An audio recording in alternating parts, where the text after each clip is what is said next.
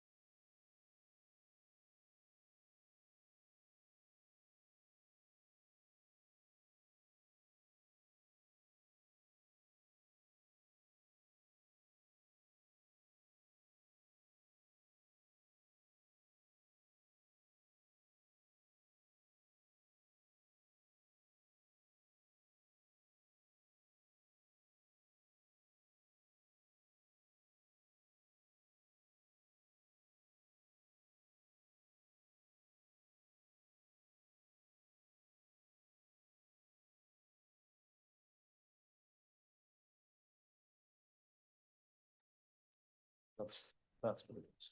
Thanks. Good afternoon, everybody. It is October 14th, 2025. My name is Douglas A. Welton. I am the chairman of the Charlotte-Mecklenburg Planning Commission, and we welcome you to our October meeting and work session. Hope we're going to have a fun time here. We're going to have a fun time. The Planning Commission sessions are being held at the Charlotte-Mecklenburg Government Center. That is 600 East 4th Street. We are in room 280, which is not our usual room. Is there a reason we're in this room today? It's taken. Somebody else beat us to our old room. So, well, I kind of like it when we're in here. It's all cozy and everything. Is it a meeting of ghosts? Because it's. Oh, we're on a different day. That's right. Everyone will notice that this is Tuesday and not Monday. For viewing by the public and the media, today's meeting is being streamed live on the Planning, Design, and Development Department's YouTube page. We will begin our meeting as we usually do with some fun and frivolity, and that's called Introduction of the Commissioners. And we will begin all the way to my left with Commissioner Shaw, who is searching for a microphone. Erin Shaw, Planning Commission. Robin Stewart, Planning Commission. Shauna Neely, Planning Commission. Rebecca Weldon, Planning Commission. Carolyn Millen, Planning Commission. Clayton Seeley, Planning Commission. Will Russell, Planning Commission. Melissa Gaston, Planning Commission. Andrew Blumenthal, Planning Commission. Michael Caprioli, Planning Commission. Terry Lansdale, Planning Commission. All right, thanks, everyone. We are going to be missing Commissioner Winokur this month, but we believe that Commissioner McDonald is somewhere out there. Somebody should write a song about that, I guess. I don't know.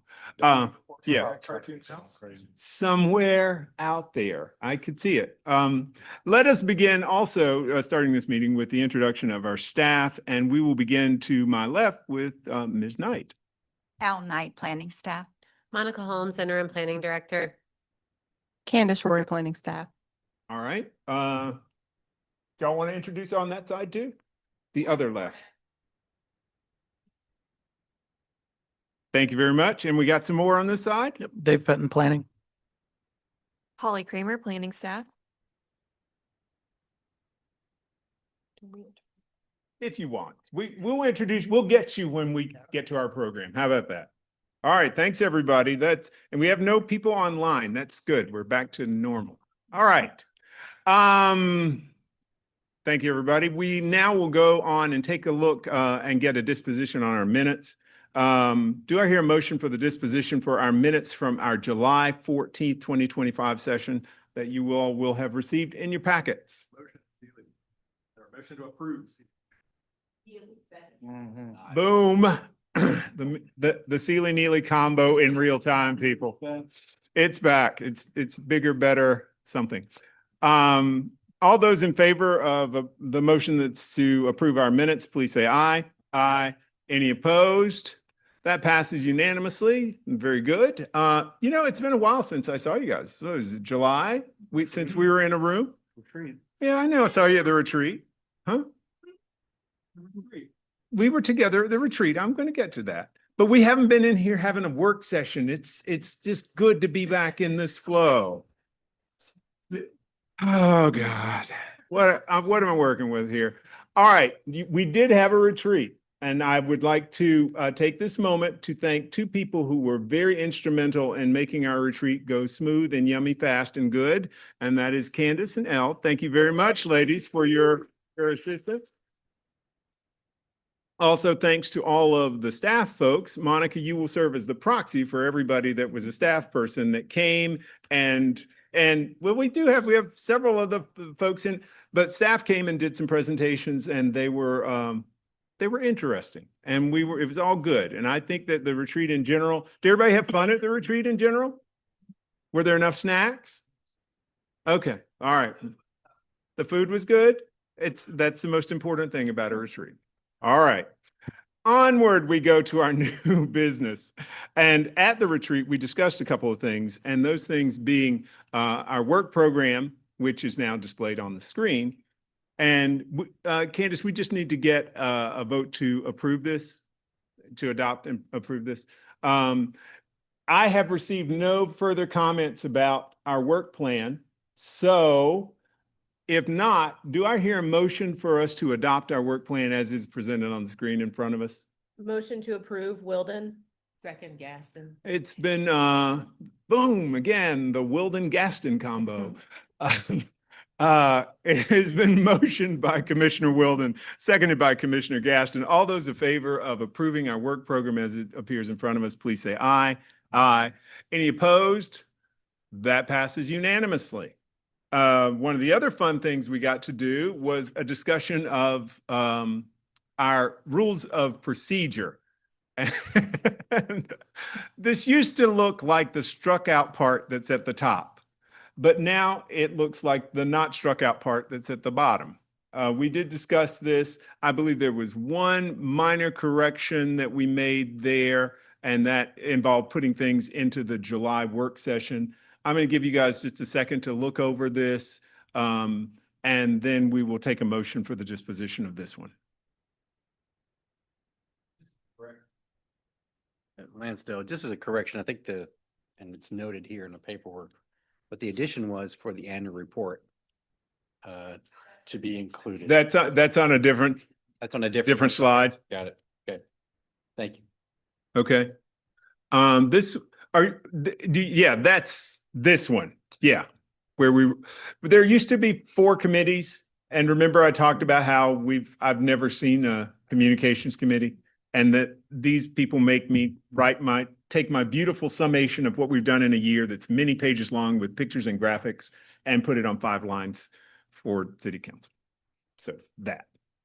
All right. These are all of our, you guys want to take a second to read over that, and then we'll take a vote on this one.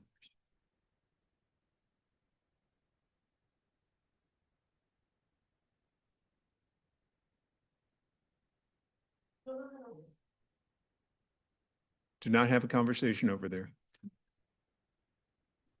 We're waiting for you to come back so we can vote. Yes.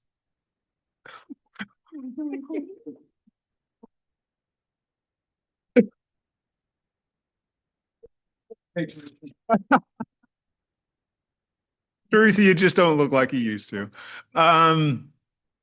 Do I hear a motion for the disposition of these modifications, revisions to our rules of procedure? Motion to approve, Wilden. Second, Gaston. Boom, the Wilden Gaston combo strikes again. All those in favor of accepting these revisions to our rules of procedure, please say aye. Aye. Any opposed?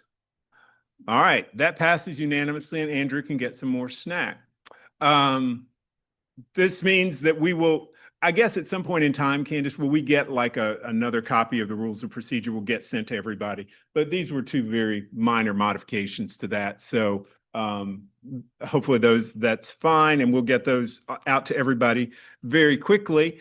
We're going to do a little bit of shuffle on our agenda, and no, we're not. I'm sorry, I'm reading that wrong. We're going to take a look at the rezoning process updates, and which one of you is going to lead? Or are you both doing it? Tag teaming? Okay. Yeah, so we'll go over some rezoning process updates. We did cover these with the Transportation Planning and Development Committee of Council back in September. Mainly this round is just some updates on our noticing and some elements of our staff analysis. So Holly will go over all that with you. Again, it'll be a similar presentation to what we did with TPD, and then we'll get into some next steps at the end. So I'll turn it back over to Holly. All right. Thanks very much. And you got to go stand up in front of everybody.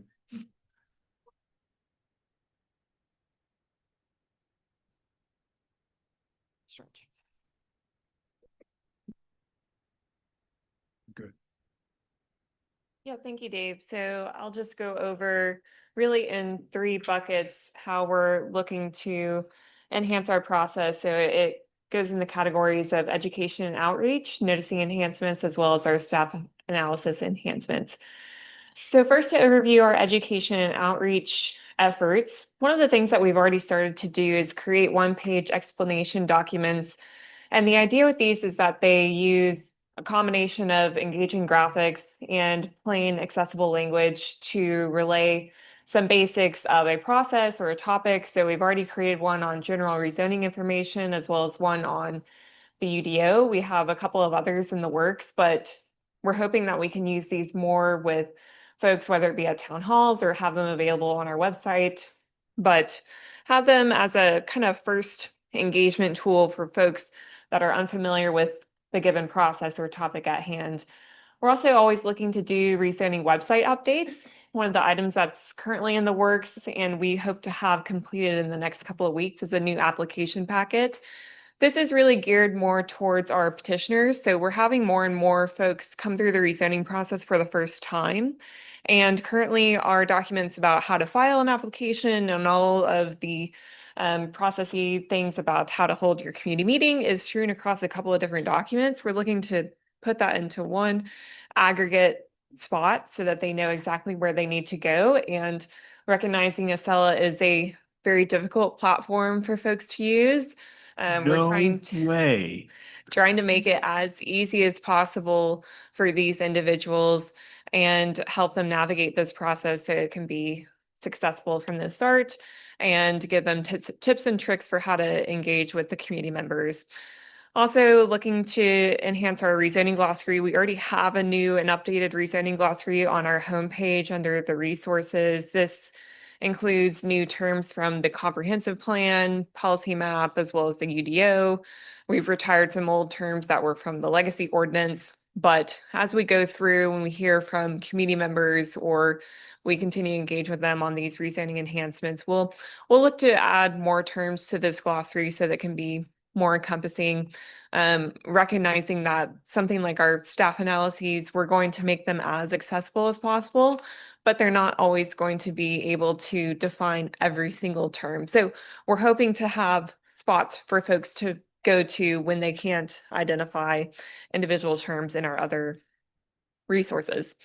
Also looking to reorganize information so that folks know where to navigate to. So even just as recently as a month and a half ago, we changed how we were showing our petitions by year on the homepage. So previously you had to scroll a little bit to get to the petitions by year. And that's where we keep all of our petition specific information for the individual web pages for every single rezoning petition. We've moved that up to the top of the homepage so that individuals who are going to rezoning.org from Nextdoor, or they click the QR code that they see on a sign on site, they can more easily get to that petition specific information faster. So always looking to reorganize that information. We'll also try to identify improvements to the petition web pages itself, whether it be better contact information about how to get in touch with petitioners and petitioner teams. So we're open to suggestions and always hearing out folks when they reach out to us about what is or isn't easy to access on our rezoning website.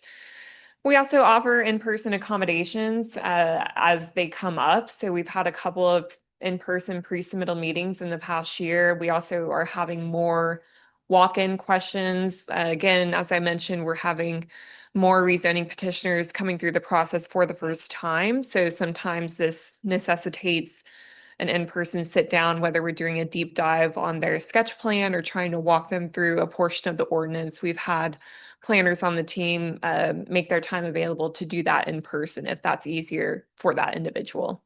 Just trying to meet people where they are. This is what our one-pager documents look like. So on the left-hand side, you see our rezoning one-pager outlining the difference between zoning and rezoning and giving a brief overview of the rezoning process.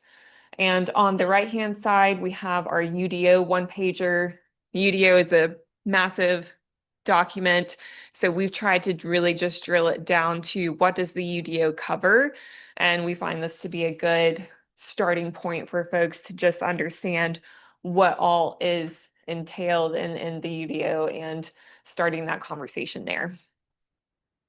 Noticing updates, there are a couple things that we're already doing, but a number of things that we're looking to start doing. Nextdoor posts are something that we've been doing for the past couple of years, and they've had a lot of success. I think we're reaching more individuals than we could have before, and getting more engagement than we can in other platforms. But one of the new things that we're looking to do are mailed courtesy notice postcards to both property owners as well as physical addresses within 300 feet. Current policy is that we send out our courtesy notices, which is at the beginning of the process, and our public hearing notices just to the property owners within 300 feet. Now that 300 feet is the policy stipulated by council. If they wish to change that, they can. We're looking at what that could look like at different distances, but 300 feet is currently what we're operating at. Property owners obviously doesn't include tenants that could live right next to a rezoning site. So that's what we're looking to change here, recognizing that rental folks that are renters are also impacted by rezonings. They can live there for a very long time and are certainly going to have thoughts and feelings about what's happening next to them. So that's the idea, is to start to engage with them as well with these courtesy notice postcards as well as our public hearing notices. So that postcard format is going to be used for all courtesy notices, whether you are a property owner or a tenant at that site.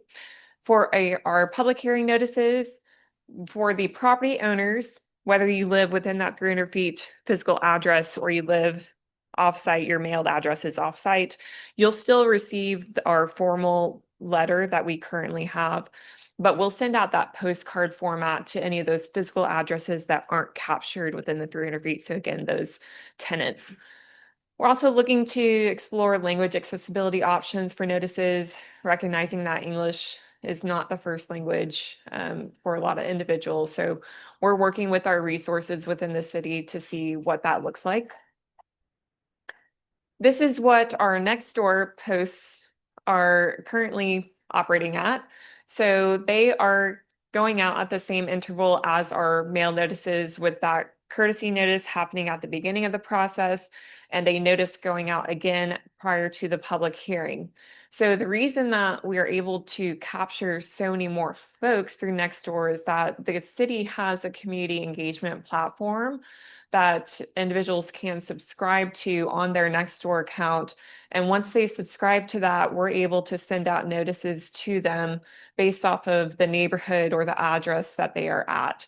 So when we come up with this rezoning courtesy notice, and I've included an image here of what that notice looks like, which is language detailing some basic information about the petition, what they're proposing, how individuals can get involved in the process, and where they can find more information on our website.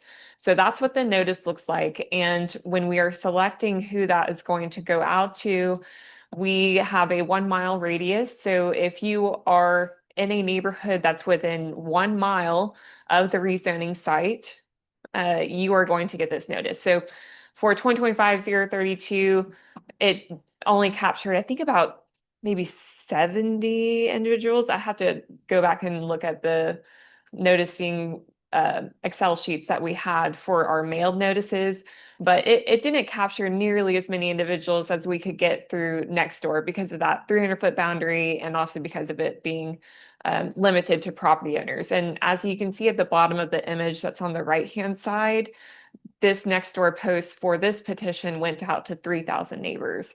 So that's exponentially more individuals that we were able to reach with this notice versus a mailed notice.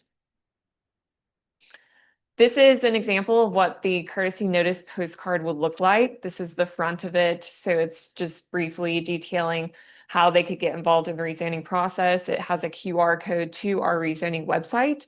And then on the back of the courtesy notice, you would have information about the petition itself, a brief description of what they're proposing to do. And we've updated it since then. I have an updated postcard if you're interested in seeing what that would look like, but it just has some general language about accessibility, so folks know where to go if they need accommodations or language options. But we're still working through how that needs to be relayed on the notice. And we've also revised the timeline a little bit and how it's showing up on this notice here, just to make it easier to read and digest. So for our QR code signs, these are the signs that go out on the sites themselves directly on the rezoning site. They used to just be the yellow Z, the petition number, and the website, but we've added that QR code in the middle. This was at request of council that we explore this option. and the QR code links directly to our rezoning homepage. This launched in July, so this launched for petitions submitted in our July batch. So we had QR code signs being posted at sites in August.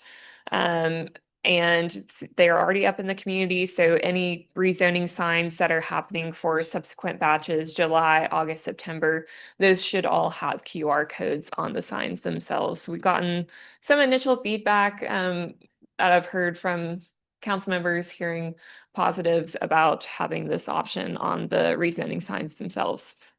They just want to set that about it.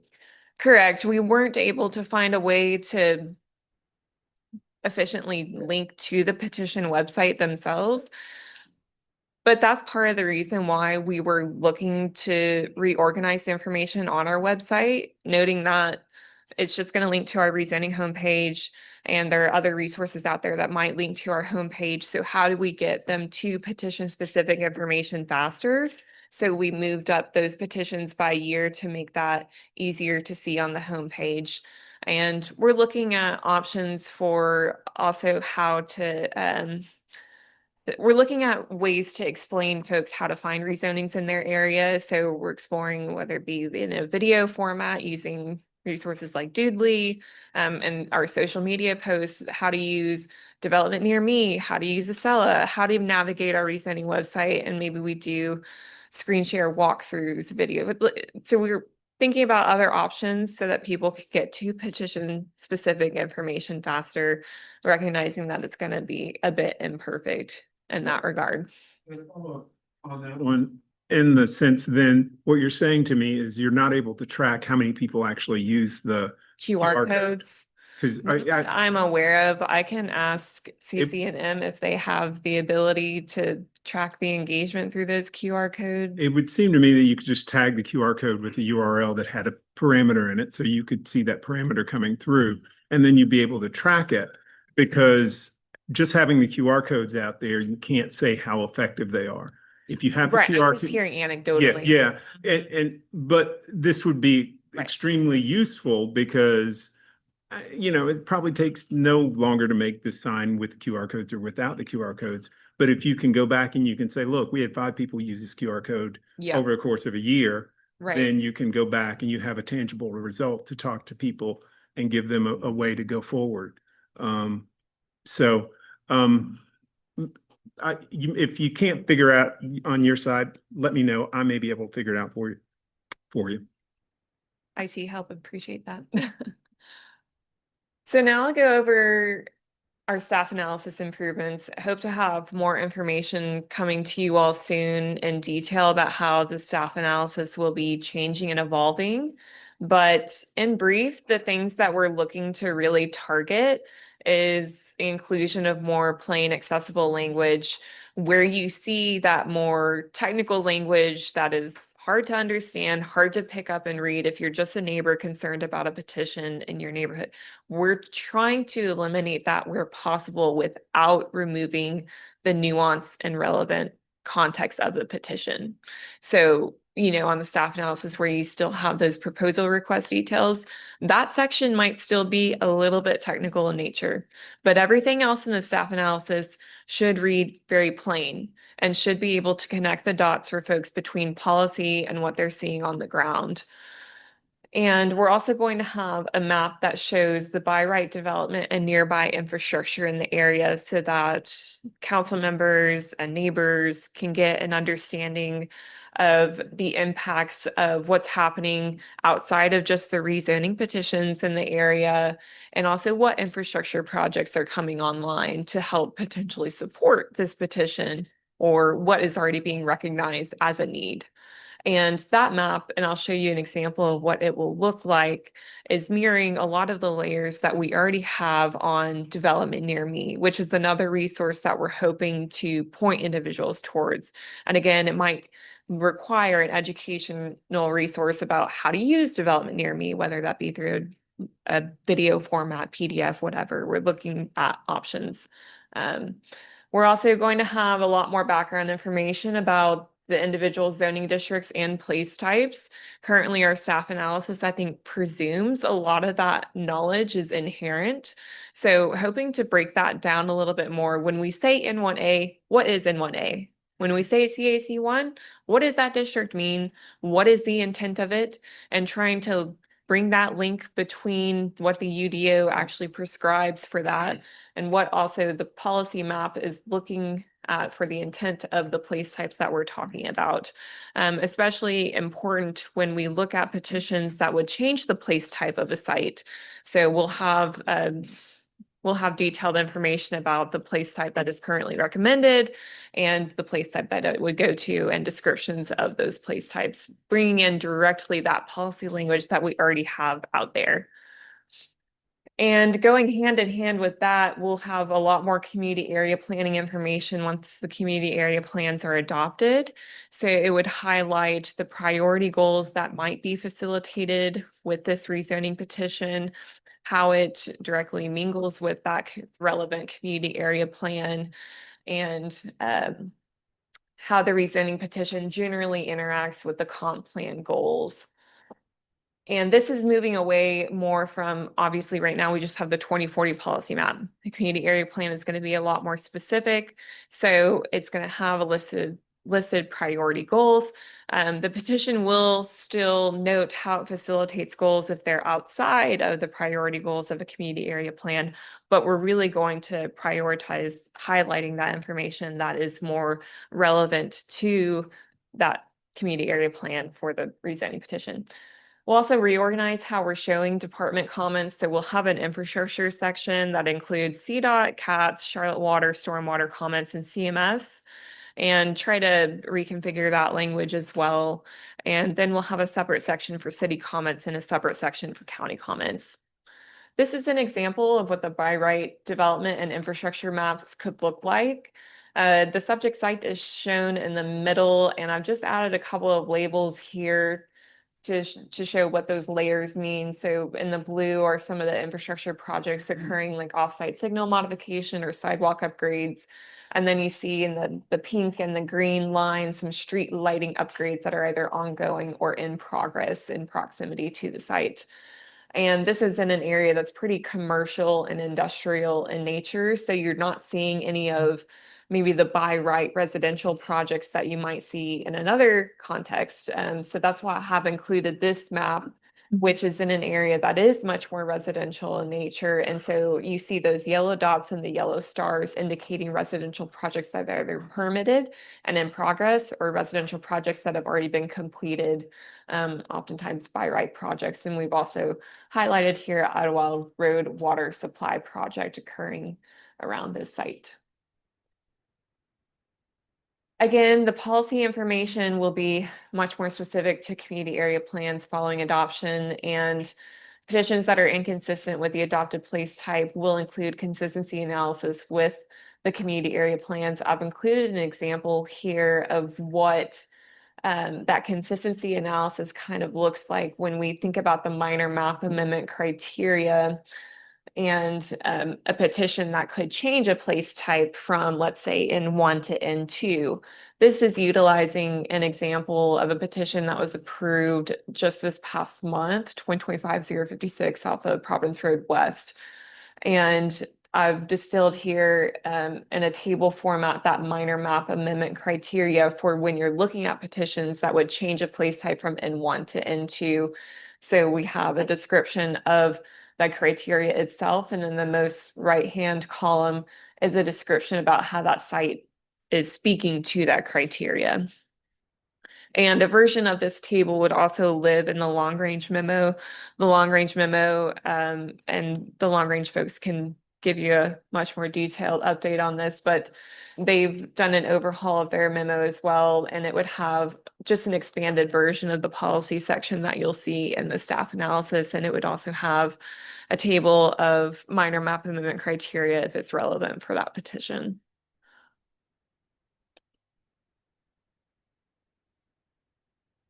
I don't think there's not really much to detail in terms of next steps. I mean, we'll continue to look at how community area plan priorities are integrated into the staff analysis, we're still having those conversations and looking at case studies of rezoning petitions and seeing how we need to bring in that more policy specific information. And looking to bring an overview of the staff analysis to city council soon if CAP is to be adopted on November 24th. We would ideally be looking at an earliest usage of these new staff analyses and long range memos at the December zoning meeting. That would be the earliest that we could use them. Of course, if council chooses to have a later effective date for some reason, that would push out when we're using these new formats for the documents. I'm not aware of any plans to do that, but just wanted to note that because things are always subject to change. Always subject to change. Down the road? How did that happen? I think that's pretty much all we have to cover, so I'll be happy to take any questions. All right, well, look, hands are all the way up. I'm gonna do ladies first and do Commissioner Gaston and then Commissioner Seeley. Who else is in the kitty? Wilden down there as well. And Lanzell, sorry, we'll do that way, then that way. All right, go for it. Yes. Thank you for your presentation. I had a question about the notices going out for the physical versus the owner of the property. I know of a property that's where there's an apartment complex that's across the street from single family houses. Yeah. So of course it's within that 300 zone. So would all the apartments within that, or would it just be the actual address for the owner? These are sticky situations we have also been talking about. Our idea is that I don't know that we have the resources to mail it out to every single unit. Okay. So we're contemplating whether it makes the most sense to contact and mail out to the property managers directly and ask them to send out these notices and post the notices in places of common circulation within those types of apartment complexes. Okay. So we'll continue to evolve how we do this as we find things that do and don't work. Because that makes me wonder, because also within that complex, I'm thinking there's apartments, but there's also like townhouses that are part of the rental thing. So, Yes. yeah. And for places that, for the townhomes in that situation, I Mhm. would probably choose to still mail those individual townhomes a notice because they're probably less likely to use maybe that common space that the apartment complex might have. But again, we'll have to kind of assess it on a case by case basis and evolve how we do it based off what we see does and doesn't work. Okay, I'll keep you posted what I find out. Yeah, you let me know if you have any suggestions. Okay, thank you. Commissioner Seeley. You noted an uptick in individuals going through the process for the first time. Yes. Can you give a little bit more information on who those folks are? Are these people that are for the first time having to be part of this process because they're individual building owners? Is this new developers coming to the area? Like, what do you have statistics on kind of what that breakdown is? I don't have stark statistics. I have anecdotes. It's folks that are maybe new developers, folks that have a translated district where maybe their legacy district got translated to something and now their use or future intended use is no longer jiving with what they were planning to do on the site. So the change in the UDO maybe caught out some people in ways that they didn't expect because M&L, for example, is not the same that it used to be, or CG. Those sort of districts have changed a bit in the use matrix for a reason. And in some of those anecdotes, we're seeing folks come to the rezoning process to try to get their property to a zoning district that makes the most sense for either what they're currently doing or what they intend to do at the site. And maybe their translated district just doesn't match that. Commissioner Lansdell. Thanks. I'll try to be quick. Commissioner Gaston, thank you very much for raising that question about who your postcard's going to touch. But I'll ask it a different way. Have you done the analysis right now within your budget to see that we, on a Tuesday, we can send out 1 million postcards and not have to ask for a budget increase for the department? Have you gone to that kind of granularity for what kind of capacity we're looking at, so you can then develop a rubric for Right. who gets the extra cards first, second, third? Yeah, so I've pulled some test cases of different petitions that are in suburban or much more rural or urban contexts to see what the mailing lists will look like. And we just have to send it we just have to do the budget analysis as the last step. But I don't anticipate, based off early looks at it, we don't anticipate the postcards to be a significant resource drain in how we're looking at it. It's fantastic to hear. We love the focus and the expansion of outreach and opportunity for people to be engaged in the process. Now, Thank- if we modify our boundary to 500 or 1,000 feet versus 300, that's the budget question there. That's great that you've already taken a look at that and you're prepared for that conversation coming up in that January, February timeframe if it comes up. A couple more questions, if I may. Go ahead. Thanks. On the next door, I'm going to be very third grade here, but are you capturing the comments on next door? Are the comments open, and will they be incorporated into your new platform as well? Comments are open and we respond to questions when we receive them on the platform. And in terms of, are we capturing them in terms of? Are you including them in the presentation of comments for city, county, public in the petition as it goes through? Or I just left out for staff to deal with? In other words, can we see them, or are they collected? Like we've seen those comments on the small area plans be gathered together? We don't have a formal process for doing that at this time, but we can certainly do it. Right now, there is a way to certainly save the comments and we respond to them. A lot of the times, or up until now, the comments that we've been receiving are more inquisitive, what is happening and how can I find out more about this petition, or simply, I do not want this. So there haven't been comments where there's much for us to engage on, frankly, yet. They've been more as a starting point for folks to just get to the petition information. Sure. More often than not, it probably is just leading to individuals reaching out to us directly, since then, once they go to the petition website page, they can get the planner information. Thanks for the clarification. Terry, can I Yeah. tag on to your question Sure. right there? Holly, when you presented this, you noted that this got to 3,000 neighbors in additional capacity. Mhm. But when you look at it, it says 158 impressions. Are Correct. you guys keeping track of the impressions? Because one is real and the other is theoretical. Yes. And so it would be great if you were keeping track of the impressions, because that really does say who gave a Yeah, that's stuff. totally fair. Right, because the number of folks that it could reach versus who interacts with Yeah. it. With any social media platform, those are different numbers. Yeah. Because this lives interminably, it's like, when do we Okay. check the impressions, Yeah. Yeah. So Okay. we don't have a formal process for that. I can understand. It was just, there's a disparity between, Yes. oh, we touched 3,000 people and oh, we touched 150 people. Right. So, all right, Terry, it's I back to you. apologize for the series of questions, but it was incredible. I love the work and the outreach that we're trying to do to engage more folks. Slide 18 and 19 on the staff analysis new tool. Two things. First one is the easy one. Are we gonna have a definitions glossary for this to help define, as you said, as you show in the next Right. slide, what the heck is a major arterial? Yes, Because it's a unique word. It's a unique descriptor only here in planning. So yeah, that's a great point. I've already started adding some definitions that we're using on these maps to our rezoning glossary.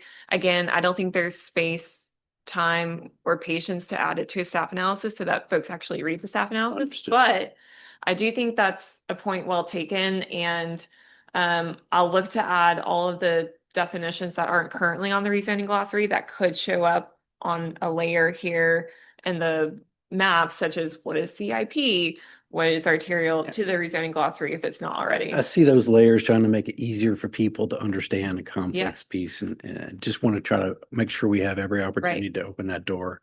Last one I'll follow up with you on, and this is a great example, but maybe slide 19 or 20. I was trying to keep track. Yeah, go back to 19 or 18 is fine as well. That's fine. So on this one, a couple of issues that I'm having, I've been pulling out a couple of examples from our rezoning meetings recently and seeing how easy it is to answer my own question. And I'm having trouble, and I'm going to ask a request since our interim director is here today, is it can staff offer myself and other commissioners the map of utility easements? Because it's really difficult to find. So I look at this map and I go, okay, well, there's street lighting upgrades going on, there's sidewalk upgrades going on, but I'd love to be able to have an extra layer of information to understand where those utility easements are in relationship to that sidewalk, in relationship to the subject site, right? So a lot of different reasons. I won't go into my list of reasons, but that's a hard layer to find, and it's a hard layer to apply to a rezoning petition because it's often exempted or excluded from the drawings. But I appreciate that, and just as a suggestion there. We can follow back up on that request. I mean, it is sticky. Sometimes people protect those layers for different reasons. So, but we can follow back up and kind of, utilities is a broad term that Yeah. So has a lot of different subsets of it. So we can follow back up. Sure, and I know that there is a public record and availability for the CRTPO because they're responsible for the utility easements on state roads. So it's out there, but it's hard to kind of apply them appropriately. I got a great cake, but my icing's in the cupboard and the fruit's still outside. So I heard someone left a cake out in the rain, but that's something else. You good, Terry? Thank you. All right, Commissioner. Just one little comment. Ladies first. Next one can be really, oh, it was you? Oh, my-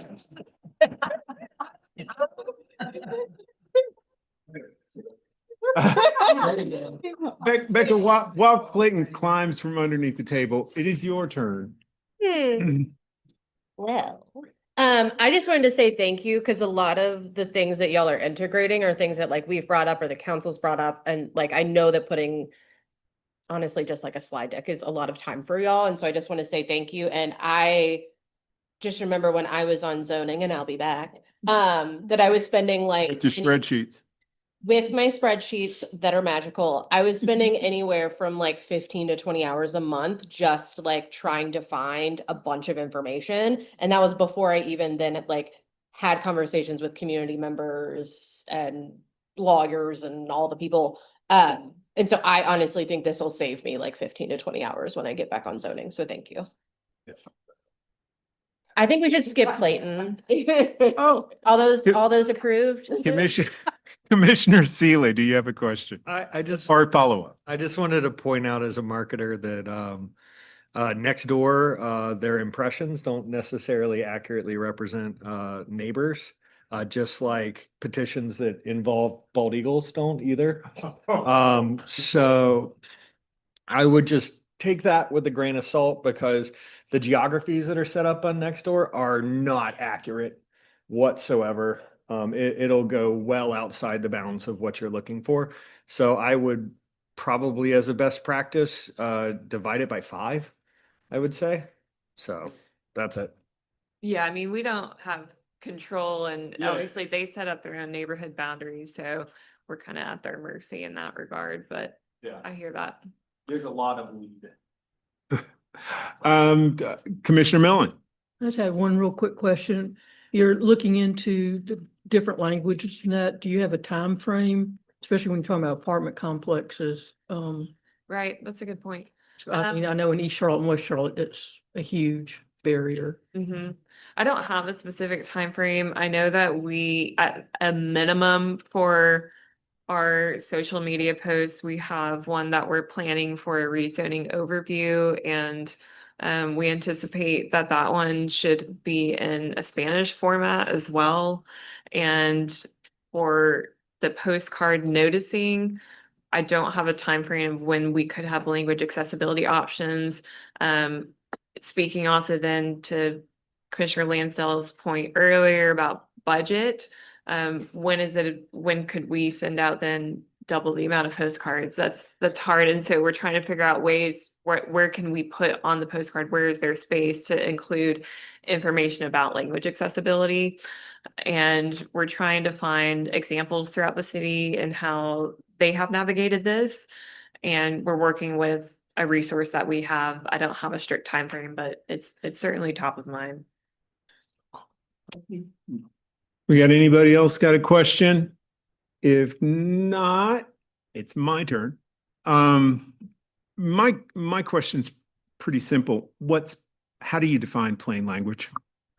Plain language. So CCNM ideally has a metric. I think typically we would not like to exceed an 8th grade reading level. That is the correct answer. Yeah. Yeah. Obviously, it can be difficult with some of these technical terms. And again, I would never want to remove the nuance and details of a petition in an effort just to make it plain. And so there are areas of the staff analysis, again, the proposal details when it is a conditional petition might still read more technical just out of necessity so that things are not getting lost in translation. Thank you. That was exactly what I wanted to hear because we hear plain language, but if there isn't an actual metric for it, because I use automated readers all the time, and I will just say that some of the stuff that comes out of the city fails on plain language real bad. Well, and we're working with folks, and so all of our social media efforts that we're also working on, I think there's a script in the works now for our rezoning process overview that's going through many different hands to make sure that it reads plain. Yeah. And it is meeting that metric set out by the city. Okay. But if you see it and you decided that's not what I had in mind, give us feedback because I have no opinions about anything, so don't worry. Thank you very much, Holly. Anybody else got any questions for Holly?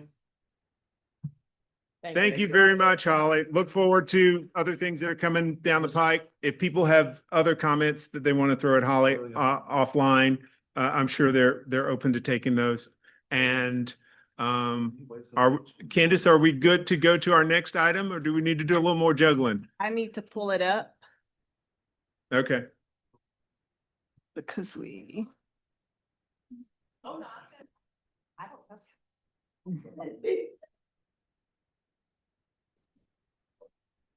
don't know.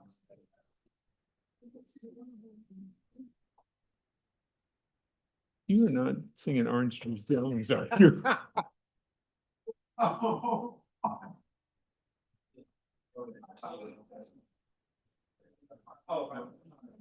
It's like almost like the time.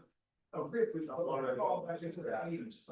The part at the end where he's like, Scrappage was one and oh. And I knew.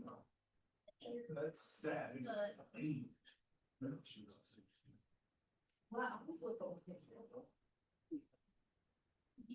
Hmm. Nope. Sorry.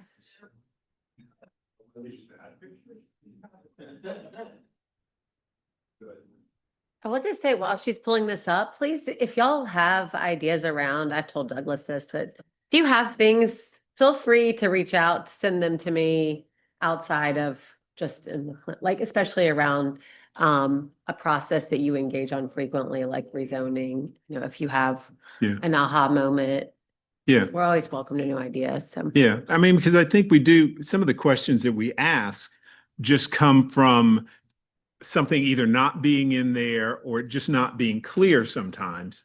And you know, Terry's about the utilities. It's like when you ask it, I thought, well, I'll go hunt for these in some other place, but I didn't think about that in terms of rezoning. And it's like, how do you find that? And is it important? And sometimes it is, because a setback is a setback is a setback, right?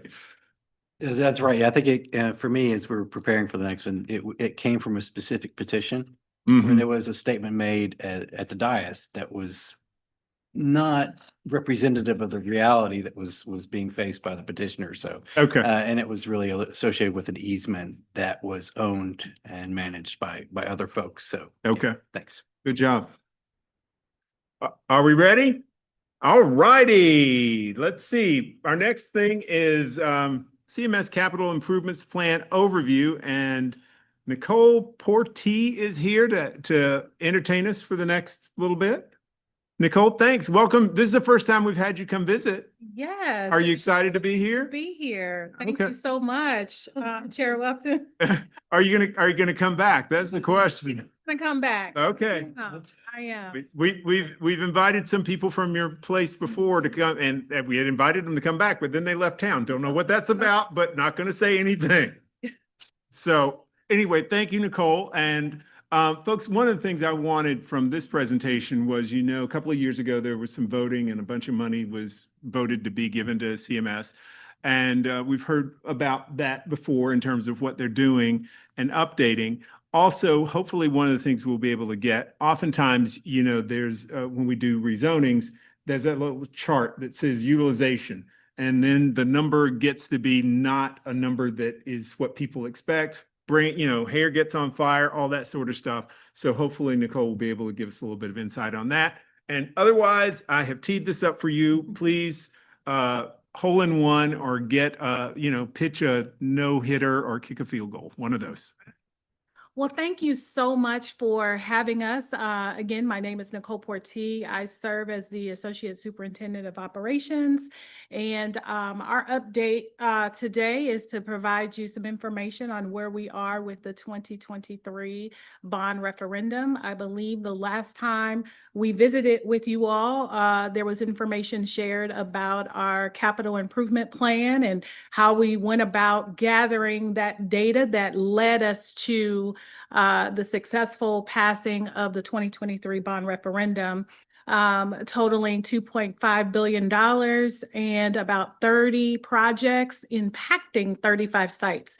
So our goal today is to provide you an overview of the work that has occurred thus far. And so we'll get started here. Let's see. So what we have for you here today is the 2023 bond dashboard that actually provides an overview of the bond progress year to date. You will see that we have no projects complete, but there are 5 under construction and 7 that are in design. And so this dashboard is meant to really provide an overview of where we are with each of the facilities, including the budget, the total committed, what is to be committed, and what's been paid out to date. It also provides an overview of our MWSBE participation rates and also the construction percent complete. So this is just a quick dashboard to provide you an overview of where we are in terms of the overall status.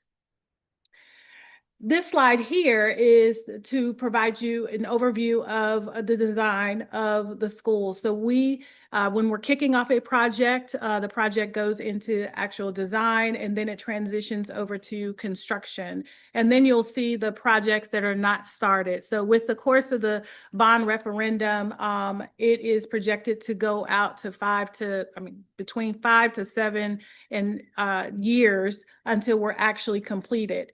Here with me today, I have 2 gentlemen. One, Mr. Gary Adams, who will take us through our projects that are in design and explain to you school by school what those projects are. And then I also have Mr. Ken Brown, who will also take us through the construction and where we are on those specific projects. And then I'll be back to take some questions.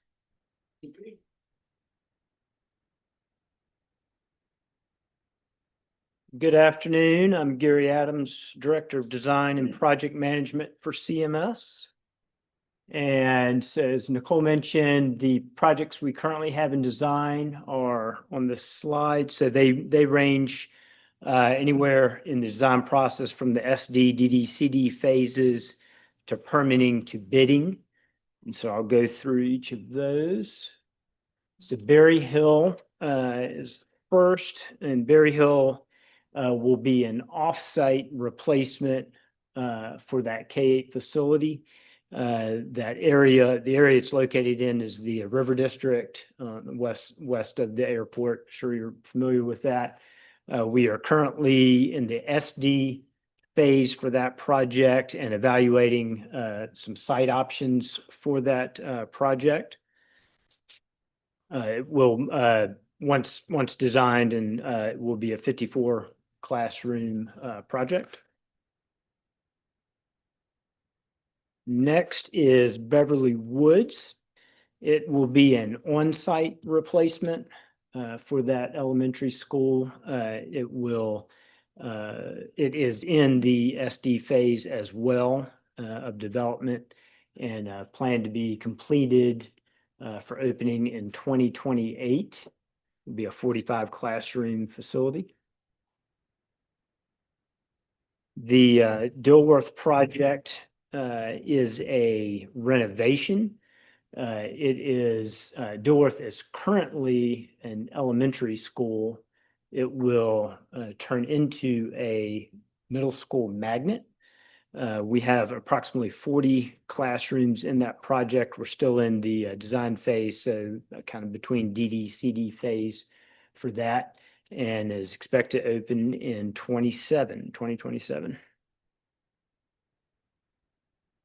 The Huntersville project is again another on-site elementary school replacement, as the name would suggest, in Huntersville. It is in the SD phase.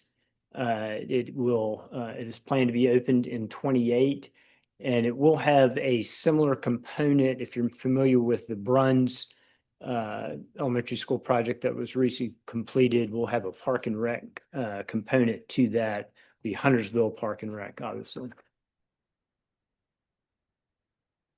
New Middle School North is also in Huntersville. Will be a comprehensive, excuse me, I jumped the page. There we go. Will be in Huntersville comprehensive middle school for us. It would provide relief in that area of the county. 54 classroom facility. It's in the DD phase. Also expected to be open in 2028. North Mecklenburg High School, also an on-site replacement in Huntersville, expected to be complete also in 2028. It is finishing up in the bidding phase, so very close to getting started there. It's a 100 classroom facility. And then last is our second ward, Medical Magnet High School here in Uptown. And it is a 40 classroom facility.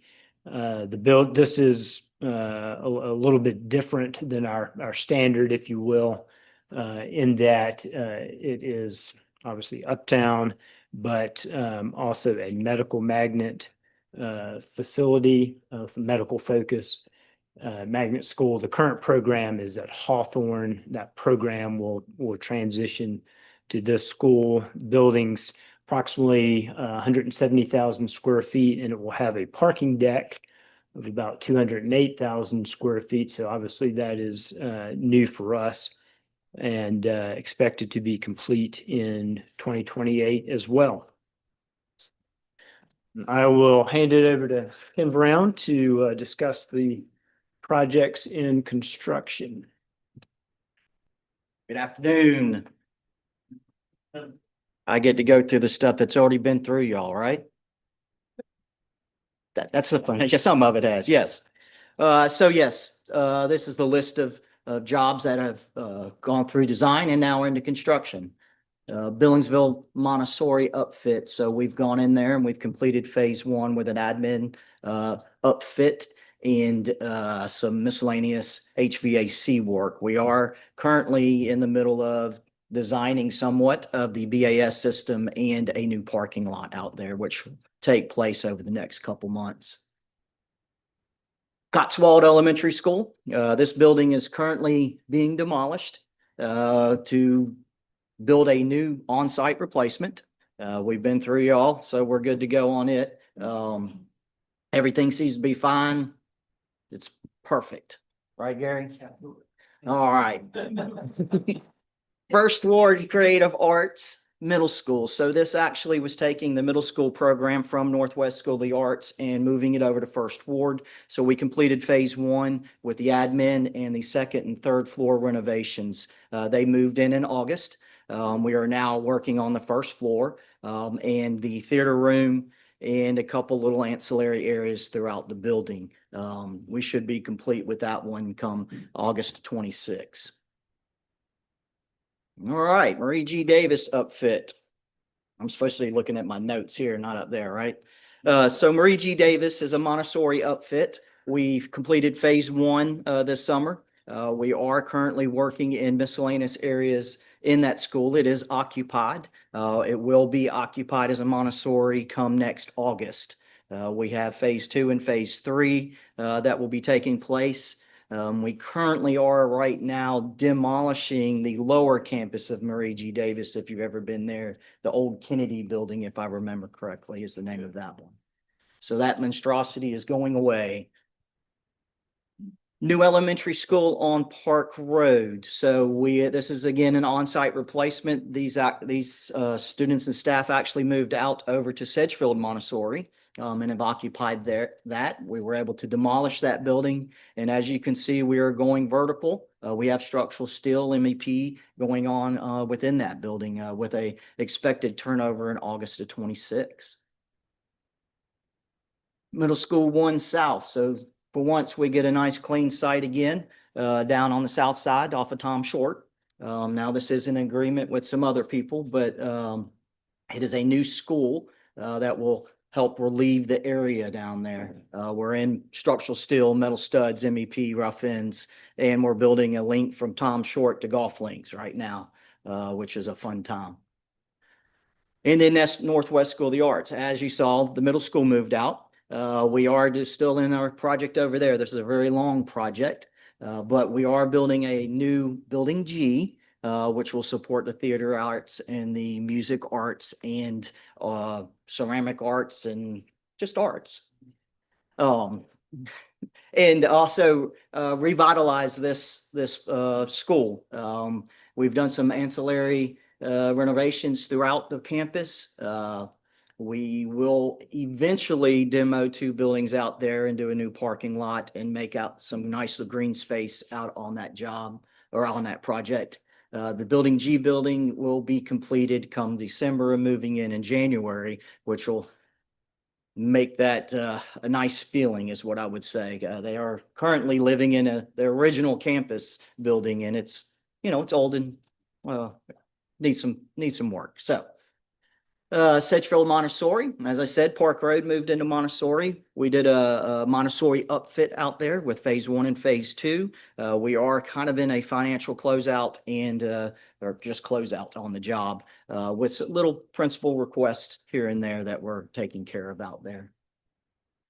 South Mecklenburg High School replacement. This one just kicked off not too long ago. We're in demo out there. Where the first phase of this project is actually the athletic fields and bringing them back online so that they're not impacted more than 1 year of being able to do sports. We'll also do an on-site replacement of the rest of the buildings out there, which will follow or should be starting here shortly. But the big work is the athletics right now as to limit their impact. All right, Miss Nicole, did you want to go over this one? All right, bring it on. Thank you. So this is just information on how we are pushing out information on the bond through our social media outlets here. And additional information, if you want additional information, we have our QR code that will provide you updates in regards to all the projects that's going on. So with that, that concludes our presentation for today. Thank you very much. We're gonna do ladies. I'm gonna do ladies first. It's just where it was raised. Commissioner Shaw, then Stewart, and Lansdale. Anybody else in there? Okay. Thank you all. That was really informative. That was a lot of information in a short time. I wish I could have taken notes quicker.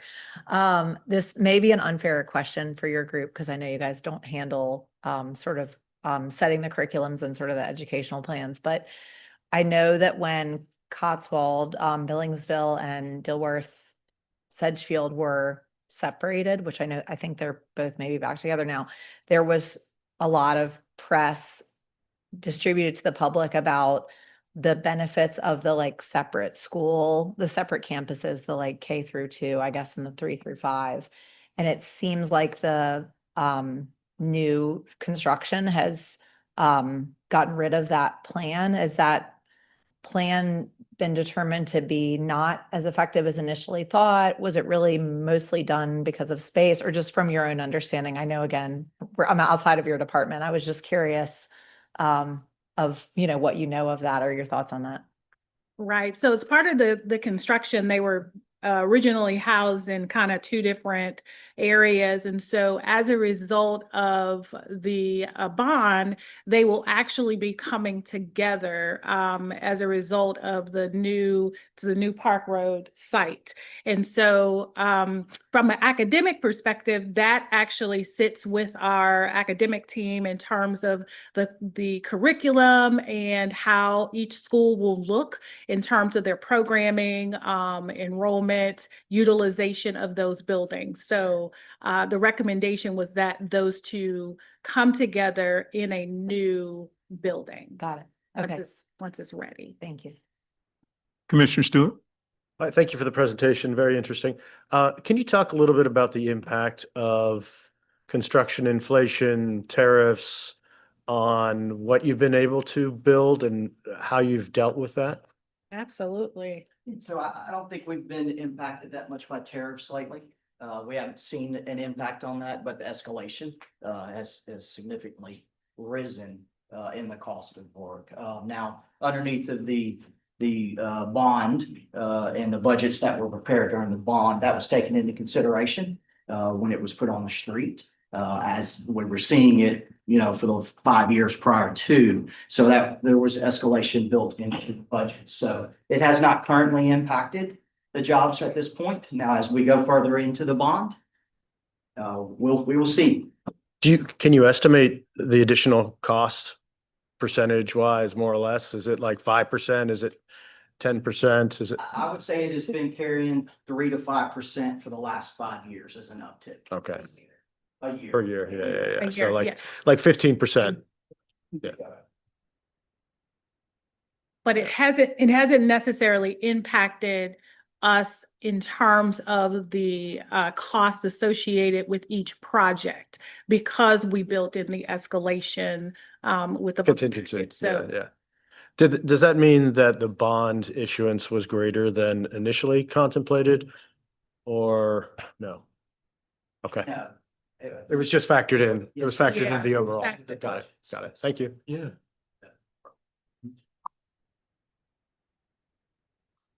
Commissioner Lansdale?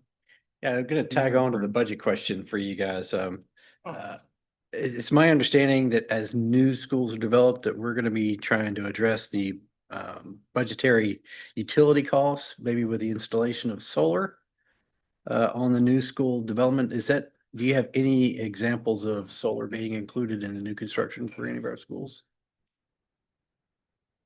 The only one that I'm aware of that has any solar is Runs, where we actually have a water heater that is powered by solar. Solar. Yeah, I knew there was initiative in years past to address that. And I think, as we look at the budgetary costs for CMS, I think when I pulled last year's budget, it's been really consistent. 21.6 million for electricity last year. throughout the school system, and 3 million for methane, natural gas. But what was interesting to me is that there was a cost budget increase of 2.7 for the increased utility cost on top of that. So we're looking, 25 million in utility costs. And I think there was an opportunity on the county side several years ago that suggested that new schools would have some sort of solar integrated in their construction and design. So I was just curious about that. So thanks for answering that question. I do want to tag on to the answer.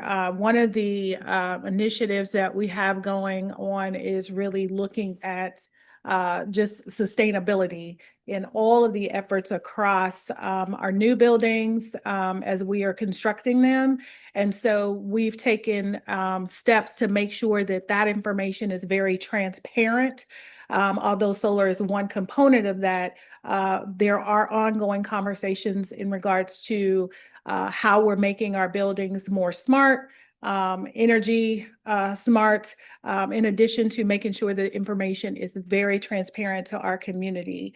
We're also putting in just overall initiatives across the district in terms of saving and being more smart with just energy overall. So that's being led by our maintenance department to help drive those costs down. Commissioner Caprioli. Do you ever work with CDOT or NCDOT concerning roadway access to the schools? Yes. Yes. Okay, thank you. Because the backside of Palisades High School in our neighborhood, the neighborhood dead ends, and it looks like there was supposed to be a road going up right to the back of that school, which would help cut down a lot of congestion there. So I know in our SD process, we are always trying to build schools that take a lot of the queuing off of the road and put into the parking lot, just to get it off the, get it off the road. And so with all of our projects, we are working to make sure that we have a really good queuing process in place. I'm going to let Gary or Ken talk to the Palisades. Developer driven. Yeah. Roads on that side. Right. So we can't really answer on why it didn't happen, but that was developer driven. There's a whole long history back there. I understand. I was just curious because I came from Los Angeles and they were great about building a school. Great. How do we get there? So it's great to see that you guys are looking forward to doing that. Yes. Yeah, just to tag on to what Nicole said, we are required in all of our designs to accommodate all of our stacking on site. So obviously with some older schools, that I'm sure that's not the case, and you can probably see that. But with all new designs, that is all on site. Gary, can I follow up on that? How are you guys going to stack Second Ward then in terms of your queuing? Or is that going to even be an issue? I think you said that was 40 classes in that one. So say the Second Ward Adventure, because I'm assuming it's right over yonder, and I'm not, We have accommodated that. Okay, you all are geniuses then. Well, all right.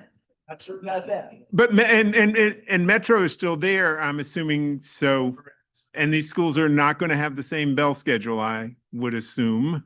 That is the goal. I don't think it's been established yet. Yeah. Okay. That would most likely be the case. So, as you said, Metro's, remains in operation. Yeah. Obviously, during that process, we've made, taking into account, their traffic flow, Yeah. their parking, that type of thing.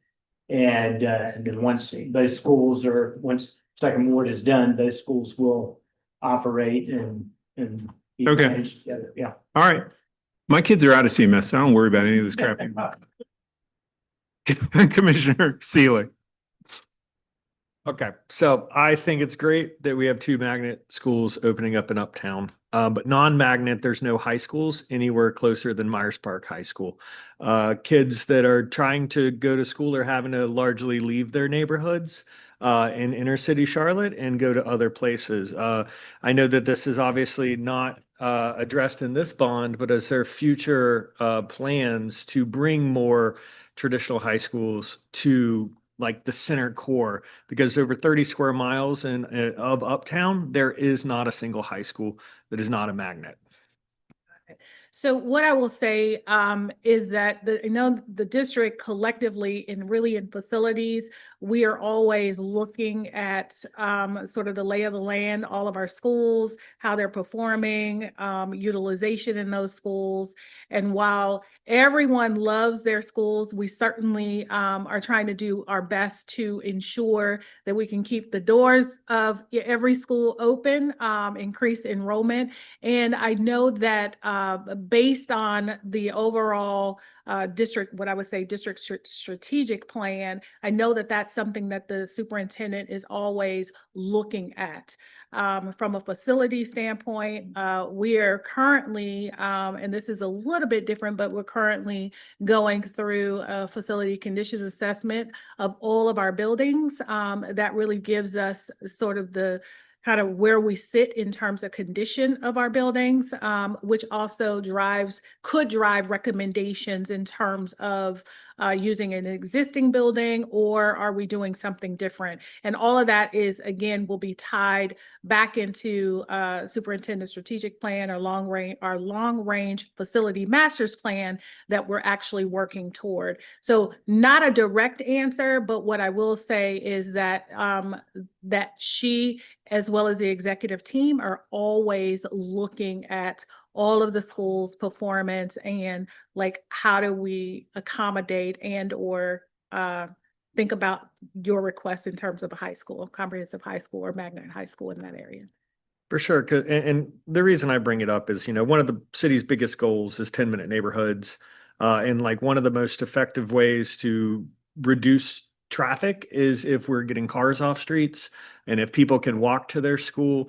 I mean, as far as I can tell, looking every single time I see a design here, it seems like the automobile is being prioritized first and foremost when it comes to school design. Pick up and drop off seems to be the largest consumer of real estate in a lot of these schools that I feel like could be maintained and could be streamlined in a way that it does not take up so much room. I know that Villa Heights Elementary School could not accommodate a pickup and drop off. And that's one of the reasons why it's not that school's having to move.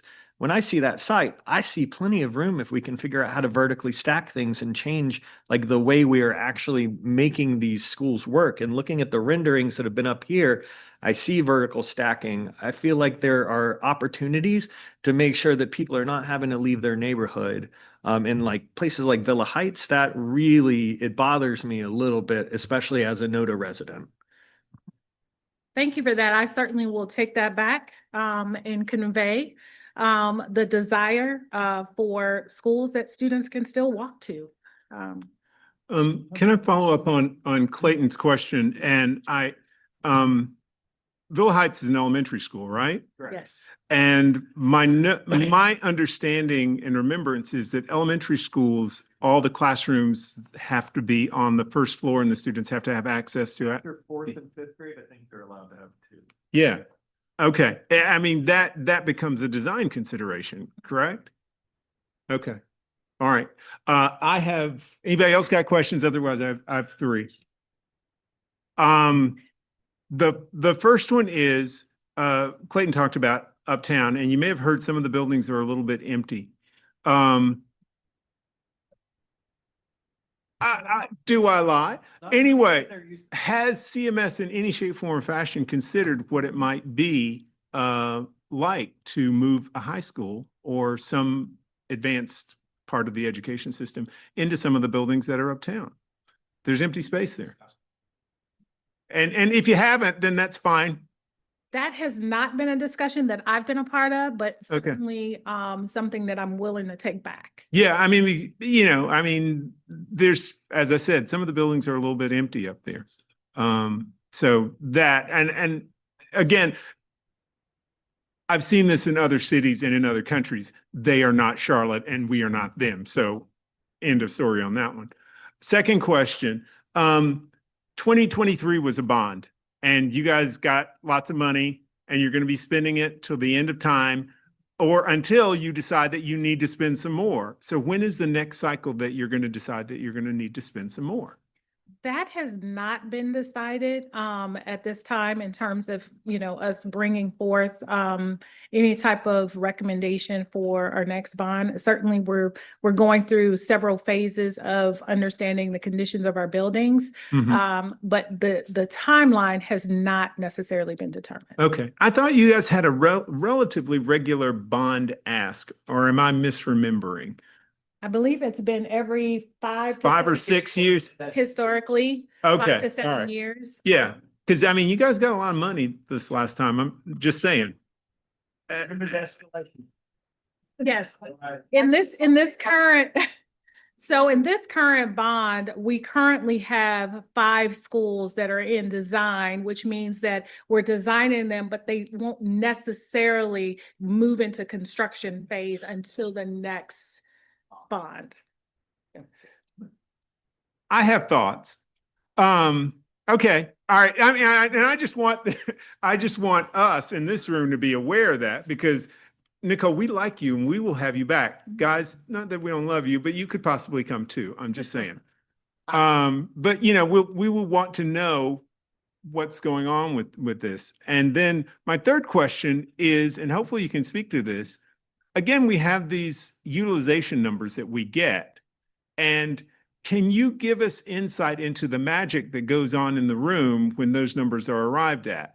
I will say that, let me see how I can say this and not get myself into trouble. One of the city council. One of the city council members who will remain nameless often says that, if I say she, we know who this is, but they often make a reference to the utilization numbers. And if there's more than one rezoning, each rezoning gets a utilization impact.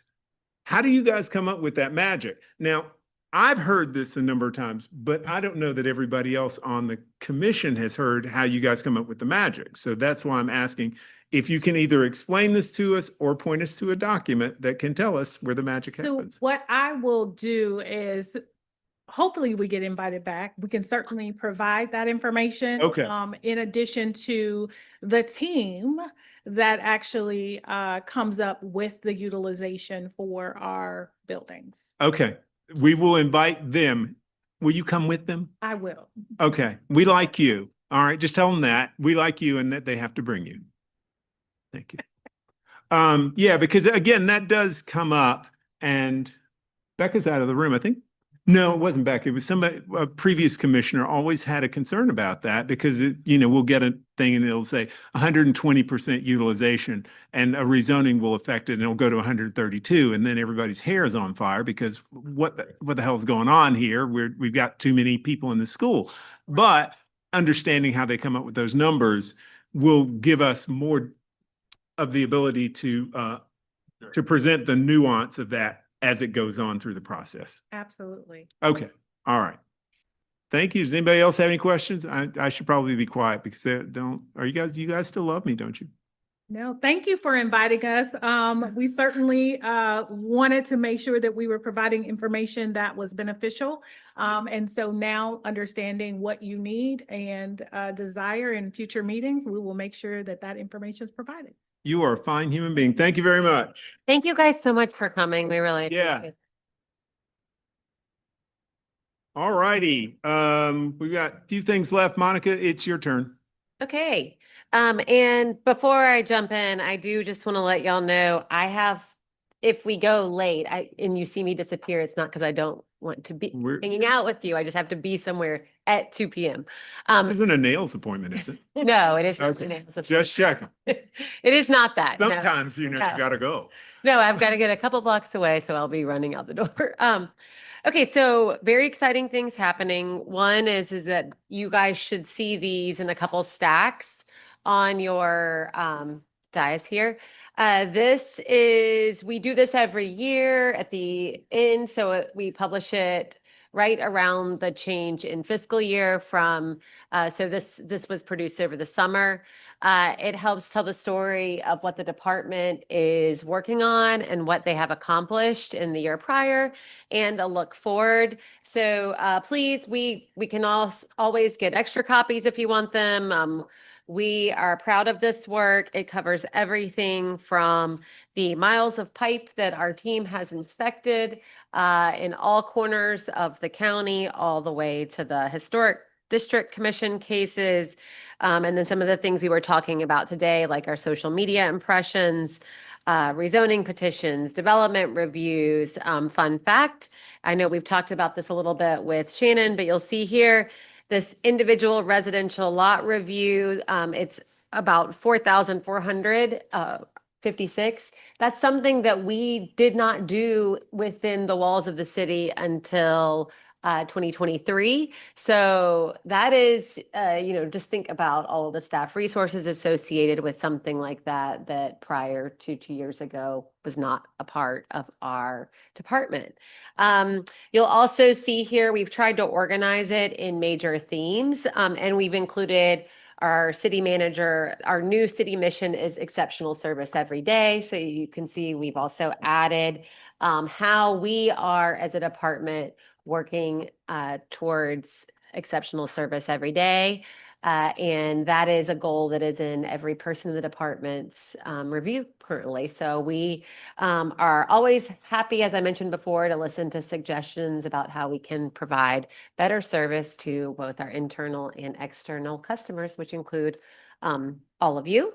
So I won't go into all these details, but again, feel free if you have questions about any of these things, reach out. It covers all 7 divisions and all of the amazing work. It also includes some of the overviews tied to some of the work plan that you guys showed around, like, what are we doing with the transit referendum if it passes? What does that look like? How are we looking at rezoning process enhancements and improvements? What about specific plans, and what are those going to look like moving forward? So all the fun things that you guys are working on, we're working on that and plus. So again, let me know if you have questions. If you want to carry this around in your notebook and ask me about things, feel free to do that. I also wanted to give you an update on the community area plans. I know that was on one of the slides about, what happens next with the staff analysis once it is hopefully adopted in November. We are taking a proactive approach right now in this time of deferral. So it may seem like we are quiet, but we have not been quiet. Kathy and her team are working really hard on a whole host and list of things that we are doing, which you'll see start to become more public over the next coming weeks. I'm putting those into really 2 categories, which one is I'm calling it the what's in it for me, what's in it for a resident, a developer, a community member, an activist. So there's a whole host of things that we're doing just to really get a better understanding of how the plans can be used. We're working through some sample documents that'll go up on our website. So, like, what does a rezoning case look like with the community area plans adopted? And just a little bit more, again, that plain language, like, how are we telling that story? And then the other column is really how are we responding to and taking feedback, and what does that look like in a transparent way? So we are just getting a little bit more clear of the things we've heard. We're having a couple follow-up meetings with some of the communities that have voiced concerns. We're really deep diving with Cherry and going into kind of line by line. What are your specific parcel comments? And we've already done that. I think if you saw TPD, we've done that with a couple of other communities. And then that also will include one more webinar that we will be doing. You're hearing it here first with our partners in Housing and Neighborhood Services. They're really doing the heavy lifting around that. And it will be a different webinar. It will be more of the what's in it for me. It'll be showcasing the roadshow that we're going to launch, how to use the plans. So less about like, this is what it is, and more about this is what it means for you, and this is how to use it. So it's a little evergreen around using it, now before they're adopted, but also how would you use them after they're adopted. So again, Housing and Neighborhood Services has really done us a lending hand, and they'll be reaching out to neighborhood leaders. They've been doing a couple other webinars, and so we're doing that in partnership with their community engagement team. So you will see that, and you'll probably see also a couple more city council presentations, thing of that nature. And once we have solid dates, we'll be happy to make sure you guys have those. I also wanted to make sure you were aware down at the Urban Design Center, they've been working hard on the Urbies, which is our next Thursday, October 23rd. You all should have received an invitation, be invited. I hope to see some of you there. Please let me know if you have not gotten that. It's always a fun event. It's, beautiful facility. It's great to celebrate good projects across the community from small to big and all of the hard work that our development community and neighborhood leaders put into that. Next thing on my update list is the fall text amendment, the UDO maintenance text amendment. That is scheduled to be filed this week. So we will have we had a UAC meeting last week that kind of went over what are the main things that would be in that text amendment. Next week, it'll be filed this week. We'll be planning further engagement. It is scheduled to go to hearing in December currently with a January decision. Obviously, that timeline is TBD based on feedback that we hear, but that is following our kind of typical protocol and cadence. So very similar to what we've done in the past, except for now we are doing it twice a year versus many more times than that. So the goal is we do it twice a year. This would be the fall one. And then last but definitely not least, and you'll see some of this in the exceptional service everyday components in the annual plan, is Candace is leading our strategic plan for the department. And so we just kicked off last week. We are doing a 5-year strategic plan for the department. I like to say that we have done very heavy lifting over the past 5 years. We have not done a strategic plan in 8 years. And this is, what's next in planning. So all of our divisions, we've grown from about 50 people 10 years ago to 150 people today.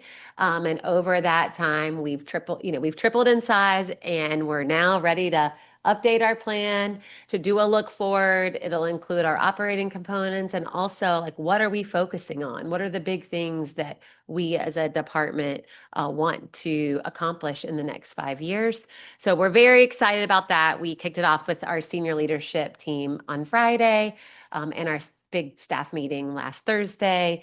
And we will be spending the next 6 months or so kind of deep diving into that. And Candace will likely in an upcoming planning commission meeting, we can work on scheduling, but give you a preview of what some of that work looks like and kind of what we're tackling with that. So I wanted to make y'all aware that that was going on.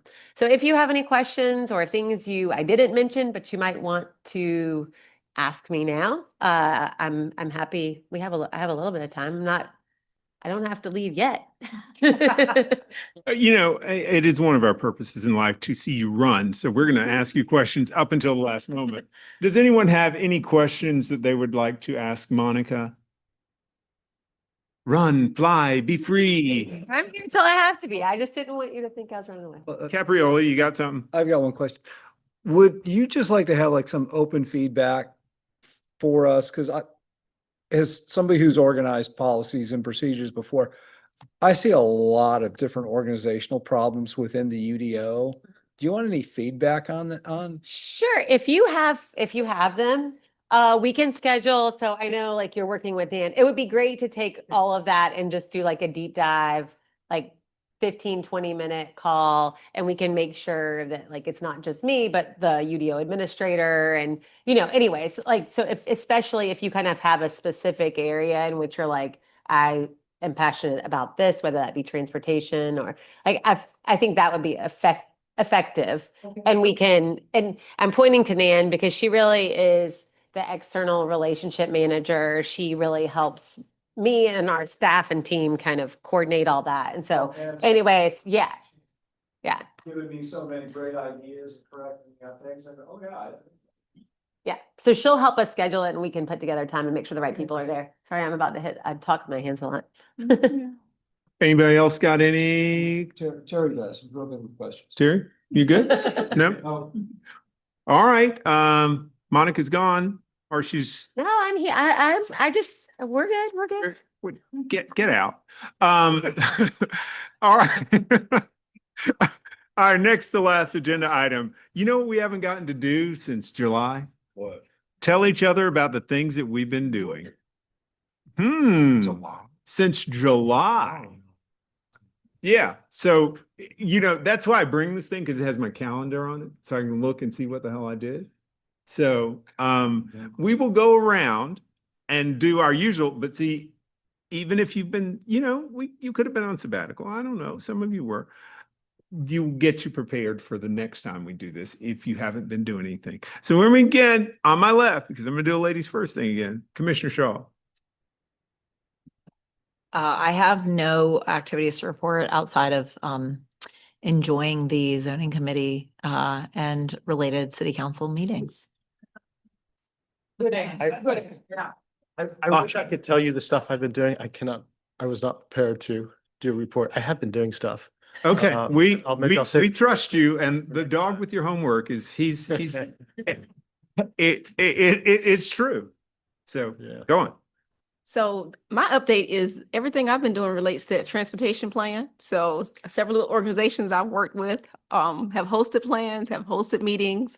So everything surrounds that. Is there transportation? No, Never yeah, mind. don't worry about it. If you hadn't heard about it. Yeah. I don't know anything about this. Similarly, transportation stuff. And then I'll be at the American Planning Association that's starting tomorrow through the 17th, I think. I don't know. I should coordinate with you. I'm not going to everything, but I'm like, there are a I'm few going to go to things. some things. I want to find out what you're going to. No, because then we'll see each other. I'm joking. I'll wear a Richard Nixon mask. Don't worry. Oh gosh. But yeah, so I'm excited about that. No, it's in the convention center. Lots of transportation, transit meetings, community and neighborhood, also Charlotte East Faith Nonprofit that meets monthly, been to both of those, and Douglas usually joins us on those calls. So I became a monk and I moved into the woods and I haven't done a single thing. No, gosh, where do I start? Launched a podcast. I've recorded 9 episodes about transit and development in Charlotte, and have the goal of releasing 12 episodes before the referendum. Well, you're going to end up being right after it. So we have a little bit of time. But yeah, and then speaking at the American Planning Association conference with Douglas. So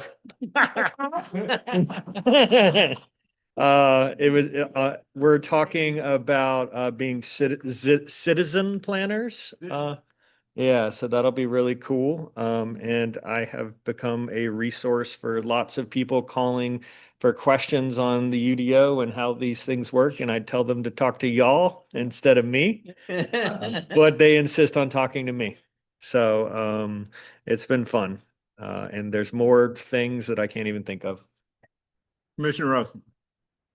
Thank you. I've been working with a group of neighbors and developers on a contentious rezoning that's in my neighborhood. So I've been intimately involved in that. And then there's a couple of pieces of property in our area that people are trying to figure out what to do with.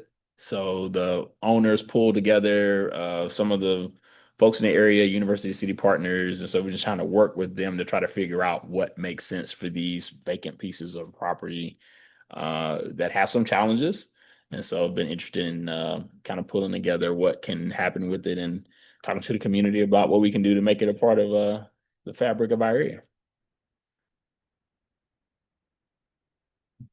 I actually did something. All righty, I'm excited. So I have been working with a couple of churches about the Faith and Housing Initiative. So that's been very good and very interesting to hear some talk about that and what's going on. I also talked to the developer, been working with them. So finally it's coming to fruition that hopefully once we get the money approved from the city and the county, that we're going to have our grocery store on Statesville Avenue.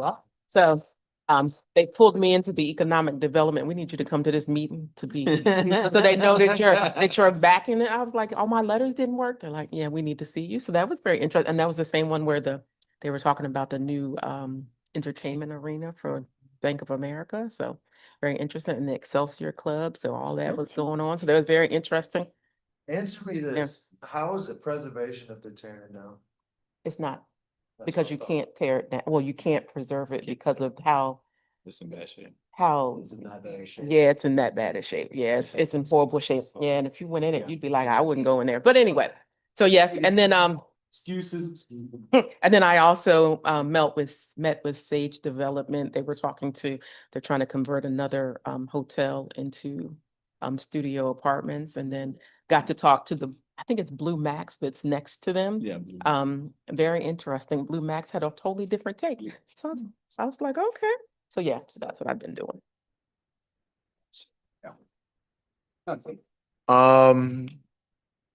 Since July, a lot's happened for me since July. Got that new husband smell. Yeah, that's right. That's right. Did you say smell? It's kind of weird to say that, but thank you, Clayton. Yeah, that's now on public record.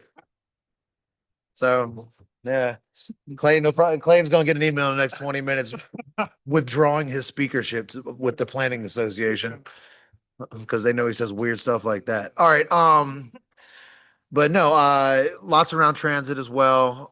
For those on the planning committee, obviously we had Larry Shaheen last month. We have a couple of people lined up this month. Kathy, did Kathy leave? Yeah.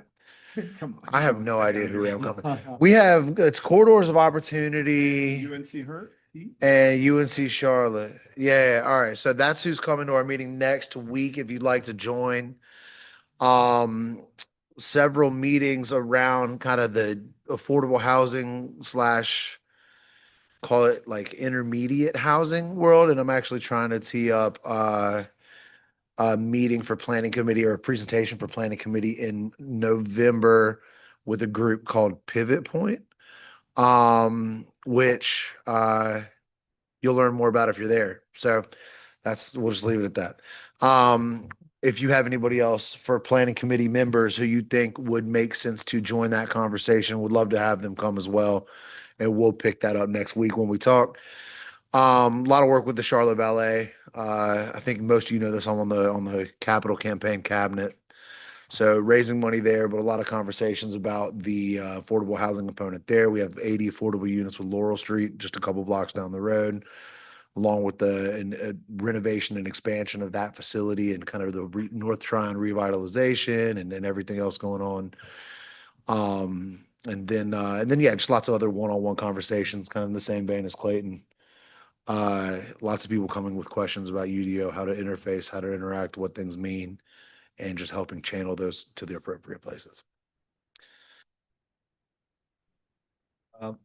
Yeah, I completed a course in stormwater control management. Now I'm doing one in tree saving. We're losing a lot of trees in our tree buffers for a variety of reasons. Disease, pollution, and unintended consequences of construction. I live real close by Bartlett Tree Service, and they've got a whole program out there to look at and tell you about trees. I never knew that the roots breathe too. I always thought it was just the leaves. It's the whole tree system. So that's what I'm working on. Okay. Cool beans. No. Ask a question. Where are you taking these classes? Because I'm really. University of North Carolina Agricultural and Bio department has a bunch of great online classes that you can take. And then they also have different rotating classes, like they're going to be teaching one down here in Charlotte if you're interested in Roman architecture. Yeah. Interesting. Charlotte's a hotbed for that. That's awesome. Well, and it went beyond with the Roman architecture. It went beyond just, gee, this is really pretty. It went to some of the things you have bridges and aqueducts and things built 4,000 years ago. They're still there today. They're still functioning. So how did they do that? If they did that back then, work with nature there, why can't we do it today? Super glue. Commissioner Lanzo. Most of my time has been spent again with the transportation issues, not only with the referendum, but with CRTPO and their committees and subcommittees. as representative for the Planning Commission. But I also want to kind of share something I've mentioned before that I completed this year, since it's already been mentioned, but the Aviation Academy. There is the open application now for the Aviation Academy. And if you have the time and the capacity, I urge you to take a look at that opportunity to really understand the critical nature of the airport and how to move people, especially as we have continued conversations with the airport, having and showing interest in creating a potential station for the Silver Line extension on the property that will allow essentially a two-seat transfer to the airport from anywhere in Charlotte, Charlotte area transit system and that integration. But that's it for me. Thanks. Thanks very much, Terry. And let me finish this text. Where? Monica's leaving. She texts him. Anyway,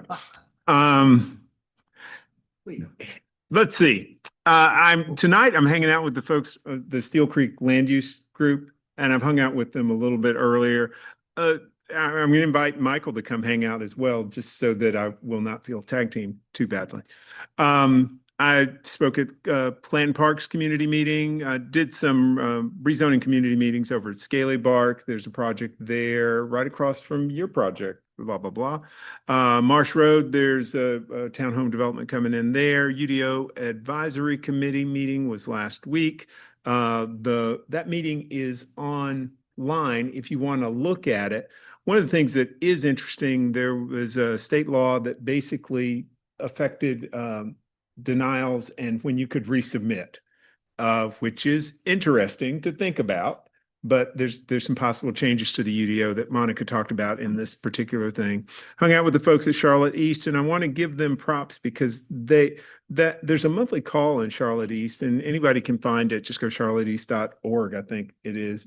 But that call, to me, I wish all the neighborhoods around town could do that same sort of involvement, and they've got this map of resources in the community that I just think is spectacular. And so if you have a chance, catch the Charlotte East call. Is that first Monday or first Wednesday? First Wednesday, something. As Clayton alluded to earlier, I guess Friday morning, the best session at the American Planners Association, North Carolina, South Carolina joint meeting will be the one where I am and Clayton is and our friend Evan. And there will be things said there that no one thought would ever come out of anyone's mouth at one of those sessions, I'm pretty sure. So that. Otherwise, just hanging out, trying to be useful. I think I'm going to South Park next week to hang out with those folks as they have their SPAN meeting. So that's about it. And Can I make an announcement? what would that announcement be? The Charlotte Future Planning Academy Boot Camp. Oh, yeah. Applications are open for that right now through Sunday, October 19th. It's a 1 day. This is so our normal Planning Academy is like multiple days, but this boot camp is 1 day. It's November 15th from 9:30 to 3:30, and it's there's a bus tour element, presentations, and interactive activities where participants can learn about planning in Charlotte, how they can become involved, and how we influence the future of the Okay. city. I know I've gotten that in an email and I've seen it on social media. So if you've gotten that and you want to spread it around to the folks that you know, that's a good thing. Carolyn, did you have another? Real quick question. I don't know if this is appropriate here, but I was wondering if on a future agenda, we could discuss data centers and zoning, because I'm getting hit hard with questions. and I Sure. know it's covered in several. We can do that. That's a good one. Thank you. And by the way, I asked you guys, I gave you the list and I asked you to send me some other stuff. Michael sent me some stuff and Terry had sent me some stuff before that. And I'm going to try and accommodate that, but I like the data center, right, Clayton? I wanted to go back and just mention one thing because it was mentioned numerous times here, faith in housing. So I went to the Urban Design Center kind of symposium on faith in housing. I think it would be really smart for us to invite Mr. Lubeck for that affordable housing conversation, to give his perspective on the use of church properties and the zoning implications of the use of church properties, because that was an extremely illuminating conversation for me, because I did Okay. not understand the limitations of church Not property. Illuminati. It was probably recorded, but it was really, really, really good. Can you Thanks. send me something on that? Yeah, well, Just to invite them to the planning committee? yeah.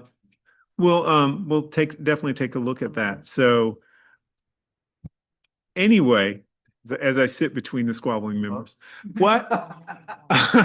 All right. Thank you, everybody. We've got homework and so our homework slide is about to come because I love giving you guys homework. There's fun stuff out there. And it.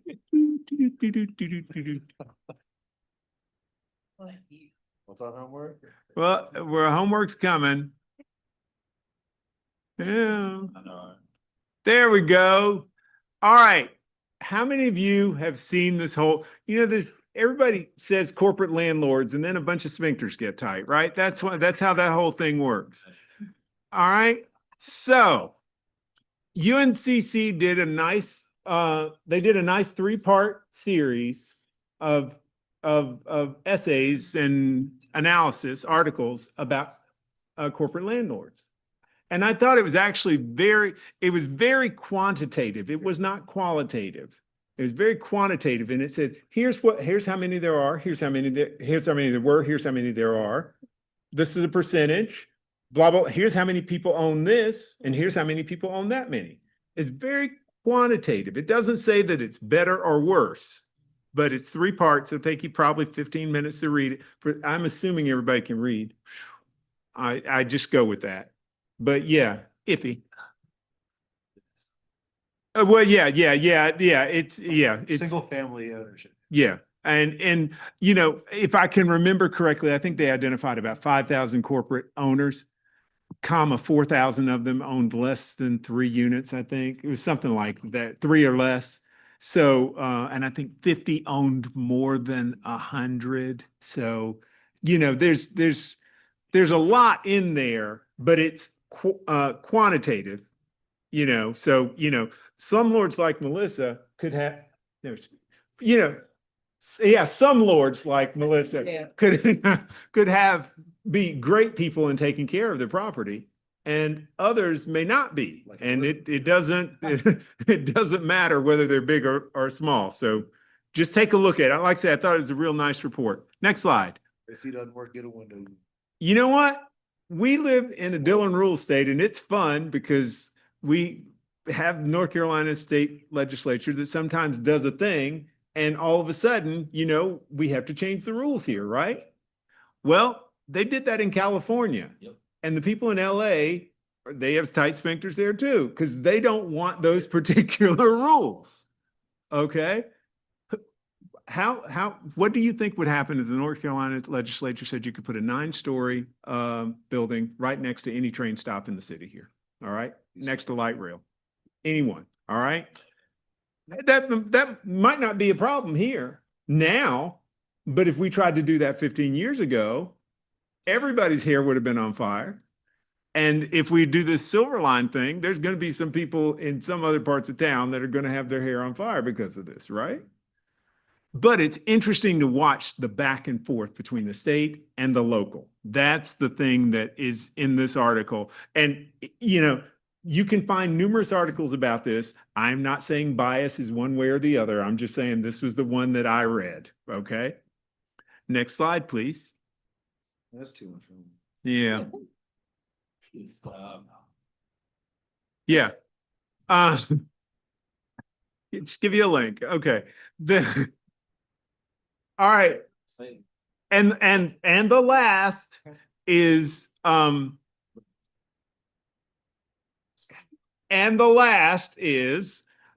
cul-de-sacs. There was a former commissioner who wanted us to come up with some way to get rid of all the cul-de-sacs here in Charlotte. And yeah, well, anyway, there are different ways of looking at cul-de-sacs. And after reading this story, I actually didn't hate them all. I mean, they have a purpose. And once you understand the origin of the purpose, then maybe they aren't all evil. So that's that. But these are just some things to think about. And otherwise, I think, what time is it? It's 1:59, people. This meeting is adjourned. Here are the dates for our meetings for next month or so. Everybody pay attention.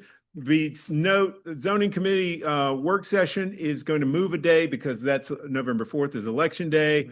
And planning, our meeting next month is going to be on a Wednesday. Because that Monday is a holiday and something else. Whatever, I can't remember the total justification. Tuesday is a holiday? Okay, whatever. Motion to close meeting. The motion, all in favor, say aye. Yeah, thank you. Whatever. Get out of here. Lovely to see you folks. Okay.